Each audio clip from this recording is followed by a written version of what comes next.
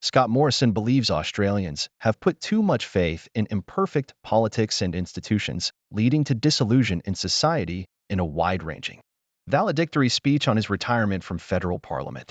The former prime minister stood by his government's legacy on the COVID response, the striking of the AUKUS pact and opposition to rising global authoritarianism in China, Russia, and Iran in his final address in politics, often referencing his faith and his family, who joined him in the House of Representatives. Morrison claimed he would leave the parliament without ill feelings.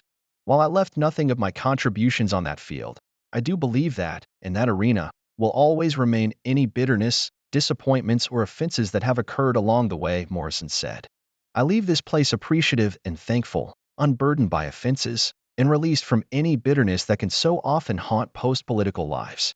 This is due to my faith in Jesus Christ, which gives me the faith to both forgive but also to be honest about my own failings and shortcomings. Morrison, the former Liberal leader, made his long-awaited retirement speech on Tuesday after announcing his intent to leave Parliament some weeks ago. Speaking to a full House on the opposition benches in the chamber, as well as a large number of Labour and crossbench MPs, Morrison praised his home of the Sutherland Shire as God's country and a community of patriots. He went on to invoke some of his better-known idioms as Prime Minister, describing his constituents as quiet Australians who seek the fair go for those who have a go. Morrison repeated previous concerns about a new arc of autocracy challenging the global rules-based order, noting dangers in North Korea, China, Iran, and Russia. He claimed the leaders of those nations prefer power to freedom and care little for the price their own citizens pay to achieve their ends, and praised his government's work especially in standing up to bullying from Beijing. Numerous former staff from his prime ministerial office filled the public galleries, while his family sat on VIP benches on the floor of Parliament alongside Senate colleagues including Simon Birmingham, Michaelia Cash, Jacinda Nampijinpa-Price, and Bridget McKenzie.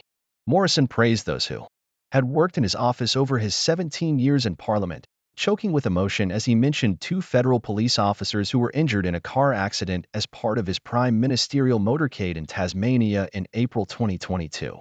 I want to especially mention Travis Ford and Jen McRae, who were terribly injured in the line of duty protecting me in a terrible car accident in Tasmania. I will always be grateful for your sacrifice, Morrison said, pausing and reaching for a sip of water to compose himself. When their colleagues rushed to them at the scene, their first words were, not knowing what had occurred, is the boss okay? Thank you.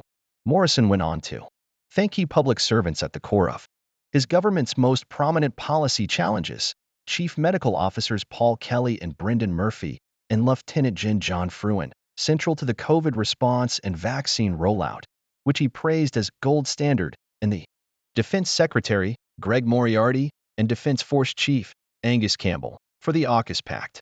Sending good wishes to Prime Minister Anthony Albanese and Government Minister Bill Shorten, who Morrison lost and won elections against respectively. The former PM conceded, in this place, I've had my wins and I've had my losses. Albanese later applauded Morrison for a generous and warm final speech, acknowledging his work leading the COVID response and noting him someone who brought 100% of his energy and determination to the political contest.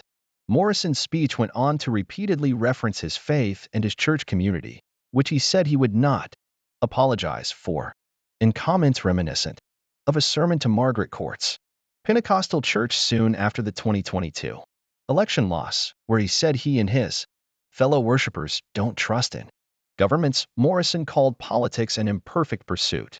While a noble calling, politics can only take you so far, and government can only do so much. You can say the same thing about the market. You won't find all the answers there either, he said in the speech. I suspect that much of our disillusion with politics today and our institutions is that we have put too much faith in them. At the end of the day, the state and the market are just run by imperfect people like all of us. While politics may be an important and necessary place for service, I would also warn against it being a surrogate for finding identity, ultimate meaning, and purpose in life. There are far better options than politics.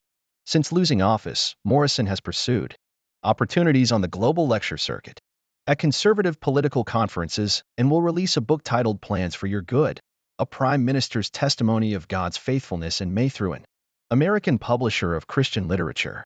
Morrison concluded his speech with a promise to forgive any disputes from his time in politics, alluding to interventions from former prime ministers after they leave office.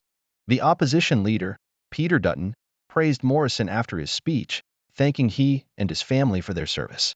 Dutton said Morrison had been humble in his speech, and that he should be proud especially of the COVID response.